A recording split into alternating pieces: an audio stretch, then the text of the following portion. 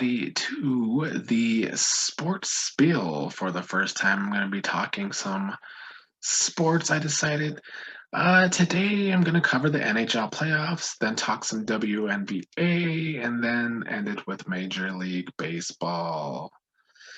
Now, with the NHL, the playoffs are going into the second round.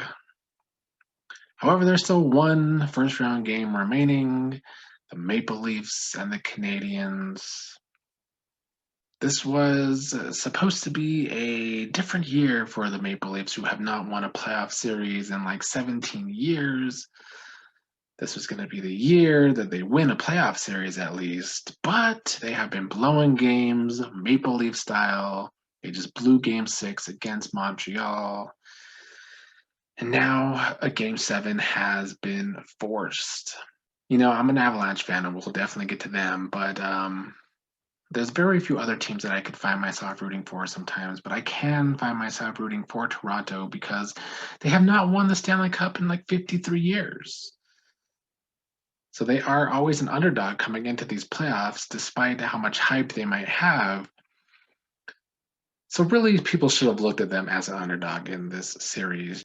They are still considered the favorites in this Game 7 against Montreal. And I wish I could sit here and say the Maple Leafs are going to win. I wish I had that confidence that even as a favorite to pick them to win, but I don't know if I can do that. Montreal has some players with experience in Game 7s. And Toronto just, can they get over this hump? The pressure is all on Toronto. The media will be hounding them up to this game. Canada takes hockey very seriously, so it didn't help that Tavares still is injured. They went down early in this series with that brutal injury. He definitely won't be back for Game 7. Assuming he could be back for the next series at some point if they make it. So in my opinion, what is my call? Will the Maple Leafs get it done tonight? I don't know. They have Old Man Winter on their team. And maybe with the power of Old Man Winter, they can get through this series and win a playoff series for the first time in over a decade and a half. The power of Old Man Winter, but unfortunately it is spring, and I'm going to pick the Montreal Canadiens just because, sorry. I'll be happy if Toronto wins, but this is what they do. They lose 7-game series. And it is the Winnipeg Jets that awaits the winner of this series for round 2. And I think the Jets are poised to beat either team, really. I think the Jets can take down either team. It was a battle. They swept Edmonton, but every game was a battle, and the Jets just pulled it off. So I think Jets can beat either Toronto or Montreal. That is not my official pick, but we'll get to that when the series starts because that's how I feel. Let's go to Bruins Islanders. They had Game 1 on Sunday. Bruins winning 5-2. The Bruins were one of the hot teams coming into the playoffs. They got hot late in the season, and they've come into the playoffs hot. And they're going to be a lot for the Islanders to beat. Like, the question going on right now is Varlamov going to be put in at goalie for Game 2? That seems like that is what they are mulling over. I don't want to count the Islanders out, though, because they are a fighting team. They are a comeback team. They're down 1 game in the series. But if there's any team in these playoffs that have proven that they can come from behind and win games, maybe win series, it is the Islanders. It's going to be a battle for them, but I do think they could pull it off. Next up, we got the Lightning and the Hurricanes. There's 2 teams in these playoffs that I think just have something to prove. One's the Avalanche. The other is the Lightning. They are the defending champions coming off of last season. Almost every sport last season was just not great. So I didn't think the last playoffs for the NHL were good at all. So, the Lightning have this win, but, it's a bit asterisk-y. And this season also it has, a bit of asterisk-y to it. There's an asterisk on this season as well. But I just feel, I don't know, the Tampa Bay is they got depth, they got a great team, and they got the best goalie in the playoffs. Vasilevsky is the best goalie in the playoffs, and I think he is the reason the Lightning are going to win this series. And I don't want to count the Hurricanes out. They are also a great team. They are also thriving right now. They lost game one on Sunday. It was only 2-1, though. It's just two great teams going against each other. And the Hurricanes are resilient. So I'm not going to count them out completely. I just feel like Tampa Bay is in these playoffs to prove a point that, even if last season was a bit hokey, that they are a great team and that they're going to pull it off again. Lastly, the Avalanche and the Golden Knights. Now, I'm going to be talking about two of my favorite sports teams in this episode. One being the Avalanche. Later, I'll talk about the Cubs. But the Avs, the Colorado Avalanche are the team to beat, I think. They are.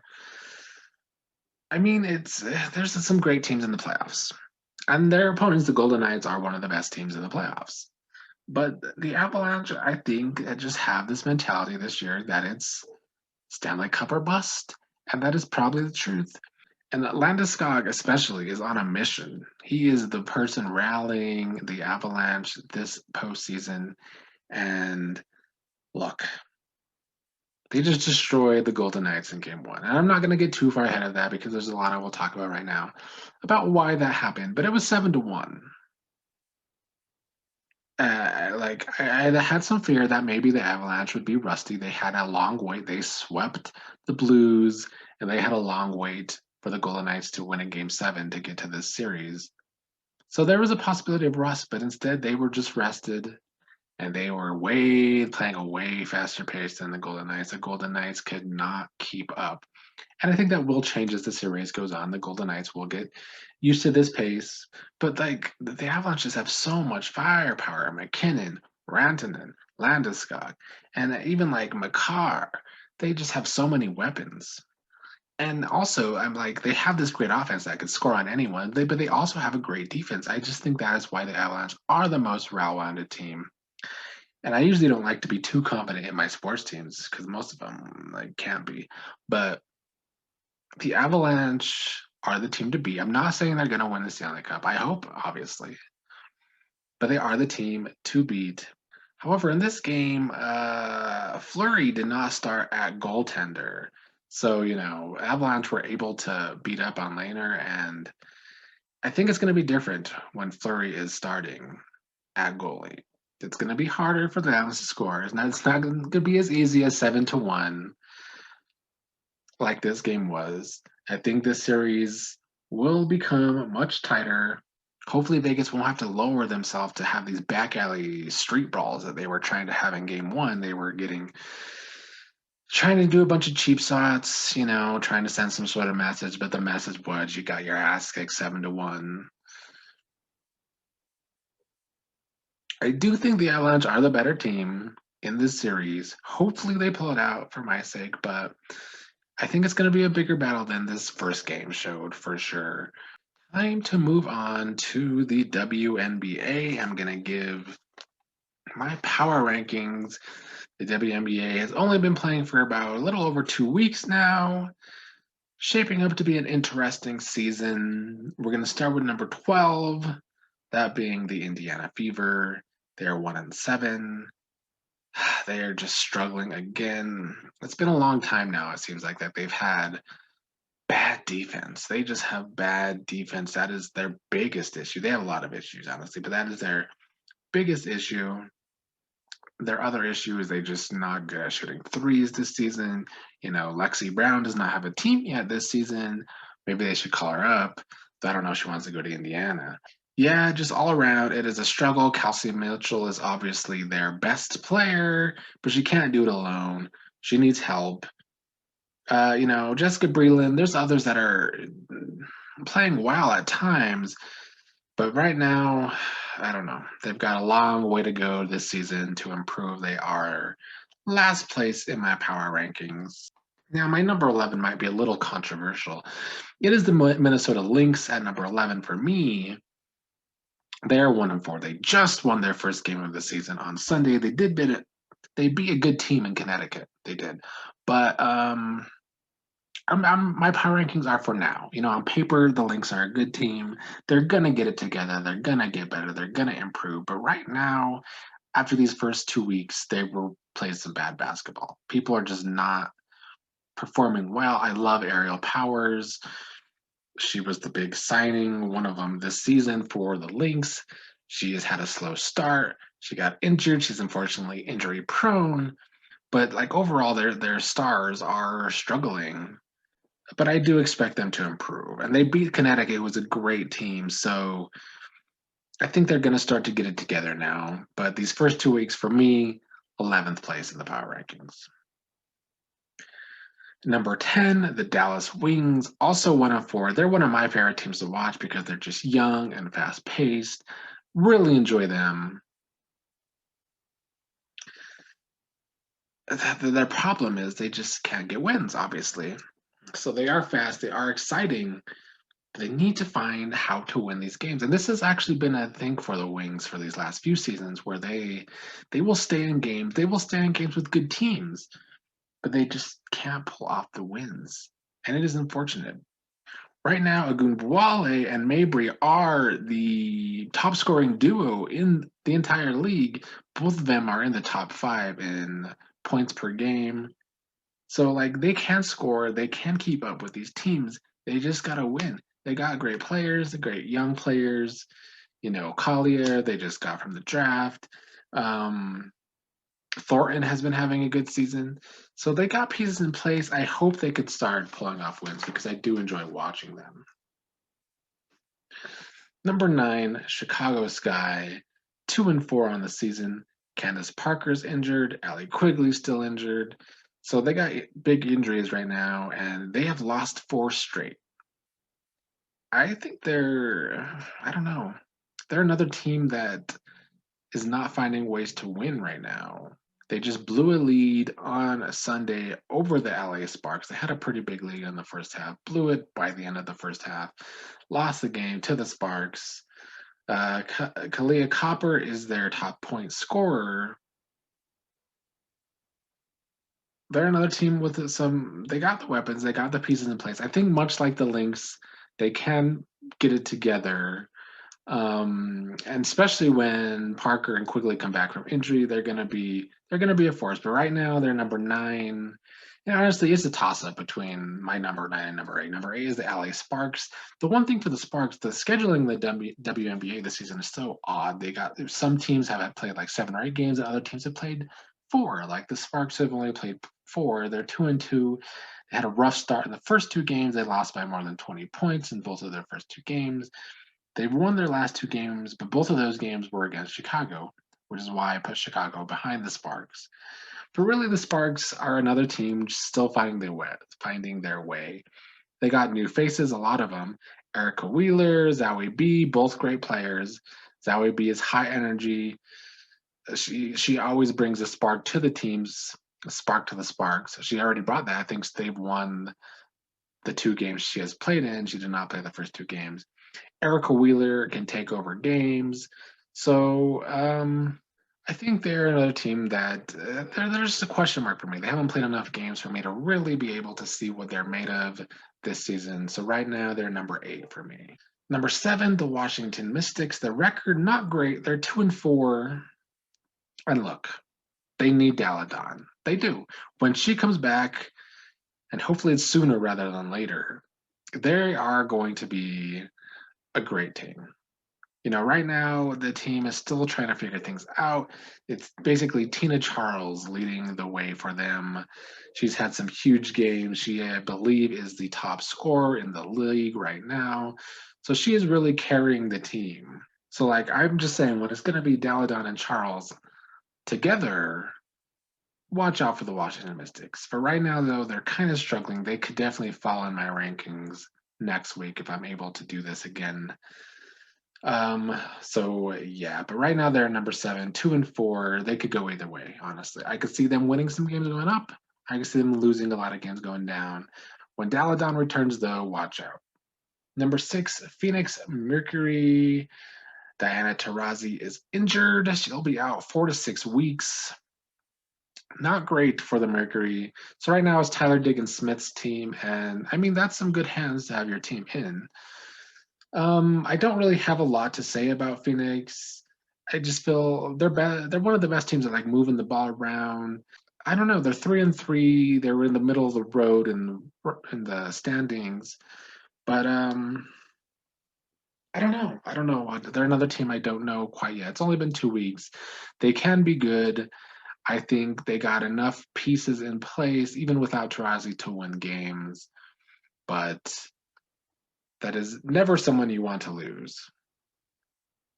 Number 5, the New York Liberty. They only won 2 games in the Wubble, but they're 5-2 this season. They got a lot of great things going for them. Now, UNESCO is getting a lot of the hype, obviously, on this team. Too much hype for my liking, honestly, because the true player on this team right now that is getting them these wins, in my opinion, is Benija Laney. She has started the season all 7 games. She scored over 20 points. That's why the hype for UNESCO was kind of getting on my nerves, obviously, earlier in the week. She had a good first week, but she's kind of faltered. But, they had the announcer for New York saying that when this team basically runs through UNESCO, but, she was cold the other day, and they did lose, but they almost won because Benija Laney is the one really keeping them in some of these games. She is the general on this team right now. She is running the offense. I kind of see her similar to Tasha Cloud when the Mystics won the championship 2 years ago. She was the general on that team. The team ran through her, and that is how I see Benija Laney this season. She is just bringing consistency, and that is what the team needs. Is this consistency that she is bringing to the offense, keeping them in games. They're 5-2. The one thing not going for them is their strength of schedule.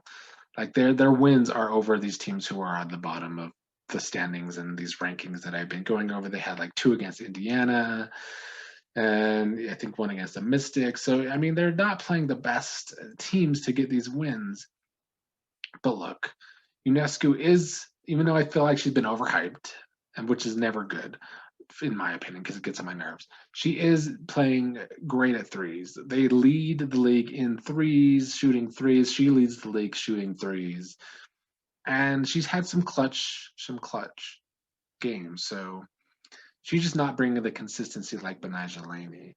But they have they're another young team, obviously improved on last season, that's for sure. They also, I don't want to butcher her name. There's names on these sports shows that I'm gonna butcher, so just forgive me now. But they also have a rookie Onyenwere.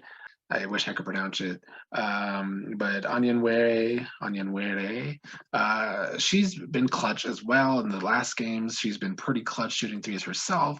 So they got the firepower. They got young pieces that are playing well. Can they keep it up? Can they keep this up against better teams?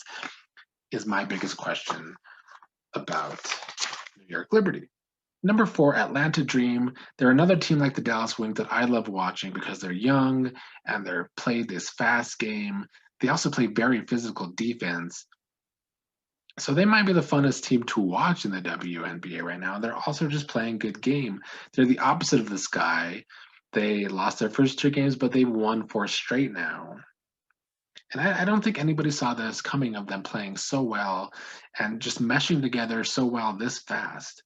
Tiffany Hayes is back. She did not play in the Wubble. She's a baller. They got Kennedy out there who is killing it. She needs to stay healthy. She had almost got hurt in the last game. I don't even know if she did officially get hurt or not. I forgot to do more research into that. They are a team averaging 10.8 steals per game right now, one of the best in the league.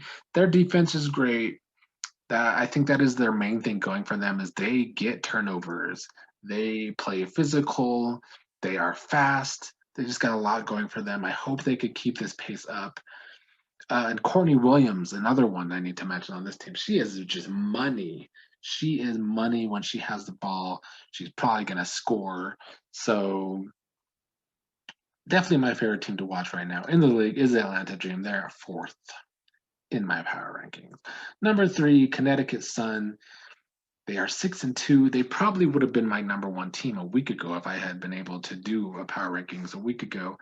But this past week has not been as good of a start for them. They lost a close game to Seattle, and then they just lost to Minnesota on Sunday. But look, we got to mention Jonquel Jones. She is playing dominant right now. She is just in her zone. So watch out for Jonquel Jones because she is killing it. They got other people killing it right now too. You got Natasha Heidemann out there who is she's just balling too, you know. I don't think anybody really saw her out there gonna be a baller for the team. She came through, though. They have some injuries. They have some pieces missing. Like if they had a full roster right now, if their full roster was on, they would be the best team. I think they would have beat Seattle in that close battle that they had. Number 2, Las Vegas Aces for me. I put them ahead of Connecticut because I just think things are going well for Aces. Connecticut did beat Las Vegas earlier in the season. Aces are 5-2, but the Aces lead the in points per game out of every team in the WNBA. They also lead in blocks per game, field goal percentage. So the Aces are just a really good team right now who are just getting hotter. They are a team with a lot of weapons. They spread the wealth, whether it's Jackie Young, whether it's Asia Wilson, whether it's Liz Cambage, Dearica Hamby in these last 2 games has been killing it. She's been the leading scorer in the last 2 games, I believe. So yeah, the Aces spread the wealth. They just maybe got a little more wealthy. They signed Joyner Holmes just a couple days ago. She played her first game Sunday night. Already shot 2 threes, 2 for 2 on 3-point shots. Another big player. They're a big team. They can score. Obviously, I just think the Aces right now are gonna be the hottest team in the league, possibly, but not enough to be number 1 quite yet because that still belongs to the Seattle Storm. They're 5-1. They're defending champions. Dan Hughes, their coach, just retired, so there is that. But they're still trucking along, winning games. They beat Connecticut in a battle, great overtime game. So the Storm just have so many weapons.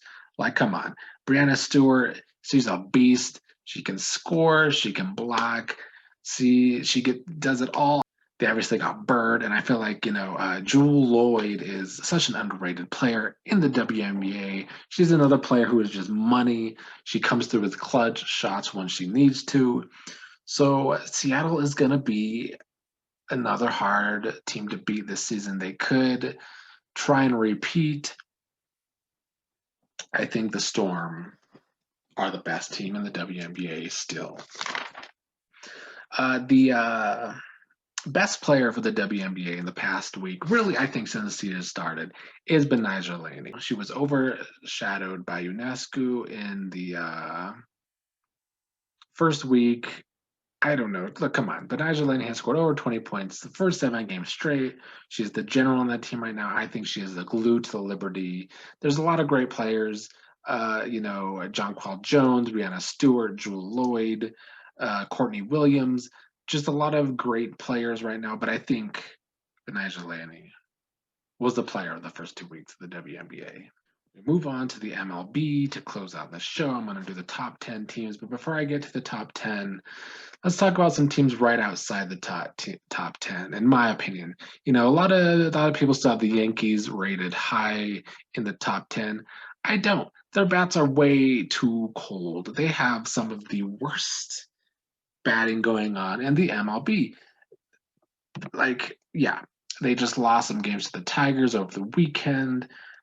I think the Yankees, they have got great pitching. They are surviving on their great pitching, but batting, a struggle. One of the coldest teams in batting in the entire league.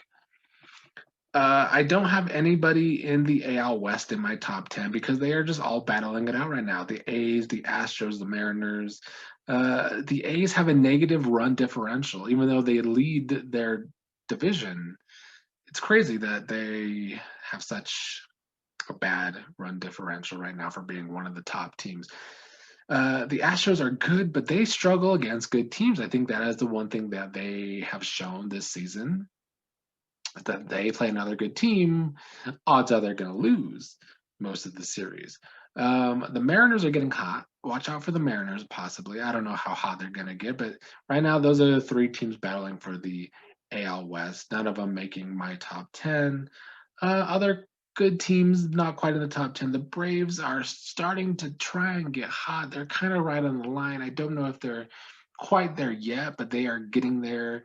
I think they will eventually get there. They're second in their division to the Mets. That division right now is honestly, to me, the messiest division, the hardest one to figure out. The Blue Jays are another solid team, but they're in such a good division that I don't know if they're ever going to be able to overcome like the Yankees, Red Sox, Rays. I don't know if they're going to overcome that. But they are a team right now close to the top 10, in my opinion. But let's get to the actual top 10. I got the Brewers at number 10. They're 28 and 25. They're third in the NL Central. You know, the NL Central is very tight right now. And they're getting healthy. They needed to get healthy. They're getting healthy.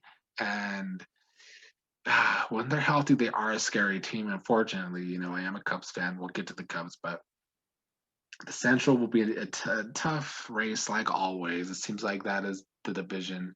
There's a lot this season. This is shaping up to be a good summer of baseball. But yeah, the Brewers just swept the Nationals. They went 2-2 with the Padres. They're 7-3 in their last 10 games. The Brewers are getting healthy, getting good, getting possibly scary. At 9, I have the Mets. They are on top of the NL East. They have so many injuries, but they're still pulling it out. There's just a lot of bad things happening to the Mets. They had the COVID stuff. They had all these injuries. Like basically, the entire team is injured. They have like 12. No, I think they only have like 9. I think this weekend they only have like 9 healthy starters, which is crazy. But they're still pulling out wins. They had some rain delays over the weekend with the Braves. Lindor has been, cold. I think that's been a big story, how cold Lindor has been for the Mets. McCann got hot this weekend. Maybe he could stay hot. I don't know if the Mets can keep it up without getting healthy. When they get healthy, though, they're going to be an interesting team to watch. At 8, I have the Cardinals. They are first in the NL Central. They're 30 and 23. But these past 2 weeks, they went 2-4 against the Chicago teams. I mean, they bounced back against the Diamondbacks, but come on. The Diamondbacks suck. So, their bats they're not as hot as they were at the beginning of the season for the Cardinals. They're showing their peaks and valleys these last in the month of May. I see a lot of peaks and valleys from the Cardinals. And this past week, there were so many fielding woes for the Cardinals. They were making mistake after mistake on fielding. There was one game, I don't remember who it was against, but yeah, their fielding is what lost them that game. I think it was against the White Sox. At number 7, the Cubbies. Yes, that's right. I put the Cubs ahead of the Cardinals in my rankings. They're 29 and 23, second in the NL Central, only a half game behind the Cardinals. I don't know. I think you might need to beware of the Cubs. They were hot in May. They won 12 of the last 16 games. Their bullpen has been the best in baseball. There was one point this week where they had gone like 38 straight innings without the bullpen giving up a run. Unfortunately, that came to an end this weekend against the Reds. But if their bullpen can stay as good as it has been, which is hopefully because the starting pitching for the Cubs has been inconsistent at best. But if their bullpen stays as good, stays healthy, the Cubs are a contender in this division, which I myself and others did not think was going to be the case coming into this season. And the Cubs fan in me, can only think negative and think this will fall apart by the middle of the summer, unfortunately. But for right now, at this point in the season, the Cubs are 7 in my power rankings. They win close games, which is what good teams do. I talked about in the WNBA how there's teams like Dallas Wings, who I love, but they cannot win these close games that they need to win. The Cubs win close games, and that is on the strength of their bullpen, really. Number 6, the Chicago White Sox. They're 32 and 20, first in the AL Central. They have these controversies lately with La Russa at managing. He is a bit out of touch. He, you know, all these rumors he's going to lose the team if he keeps up what he's doing. But right now they're winning, and I don't think he's going to lose the team. They got tons of consistent players. Tim Anderson, my favorite on their team. He's just very consistent. They got great pitching. Carlos Rodon was leading the way with that pitching. Really, one thing they don't that needs to be talked about though. Their strength of schedule has been pretty easy. Most of their wins have came against teams under 500, which is why I didn't put them in the top 5 of my rankings yet. They are a good team, though. I do think they're a contender for the World Series for sure, but they're number 6 right now. Number 5, the San Francisco Giants. What a curious case they are. They are 32 and 20. The Giants are second in the NL West currently. It's all very close between the Padres, the Dodgers, the Giants. And I kind of feel like the Giants are getting enough respect. They've had a good start to the season. They kind of fell apart lately. They got swept by the Dodgers last week or a little over a week ago, but they won 3 of 4 from the Dodgers over the weekend. Look, the older guys, Belt, Crawford, Longoria, they are all producing for the Giants. It's like they're in their prime again. They got a lot of things going for them. Like I said, they just beat the Dodgers 3 out of 4 games. So they are a real contender in the NL West. And the NL West right now is the best division in baseball. There's a lot of good divisions. There's a lot of close divisions. The NL Central, the AL West, the AL East, all good divisions, all close divisions. And the Giants are getting it done. So we'll see if they keep it up. But for right now, they're in 5th. Possibly, I might be underrating them too. I don't feel like they're getting enough respect. Look, I don't like the Giants, but they are a good team. Number 4, Boston Red Sox. They're 32 and 20, second in the AL East. And they are another team kind of like the Giants. Nobody saw coming. Nobody thought they were going to be a real contender, possibly maybe a contender. But they started the season so hot, so good. They faltered, but they are still playing good baseball. I think they have a real shot at winning the AL East this year. There's some of their starting pitching could probably get better. Like Rodriguez really isn't getting it done. Evaldi, he got it done this weekend. He's another one who has had some struggles this season, but he got it done this weekend. But the Red Sox, a solid team. We'll move on to 3. I have the Dodgers at 3. They're 31 and 20.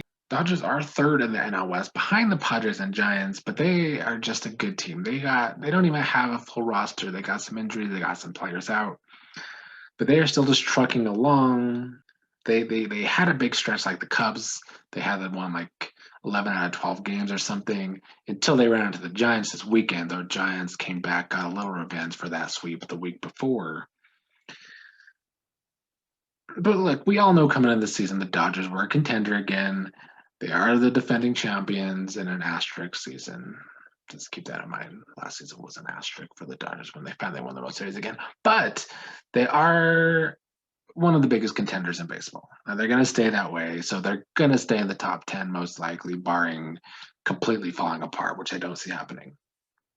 Number 2, the hottest team in the league, the Tampa Bay Rays. Got to stop counting the Tampa Bay Rays out. They are on top of the AL East. They're 34 and 20, tied with the Padres as the best team in baseball record-wise.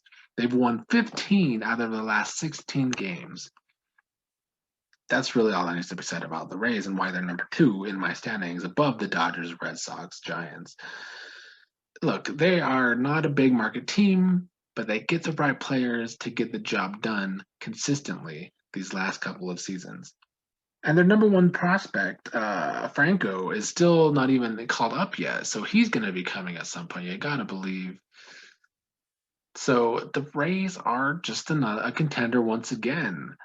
I don't think they're going to stay as hot as they are right now, especially in that AL East division, which is tough, but don't sleep on them.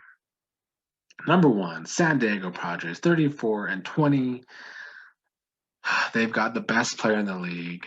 Tatis is the best player in the league. You know, then when the Padres played the Brewers fans were chanting overrated at some point. He ain't overrated.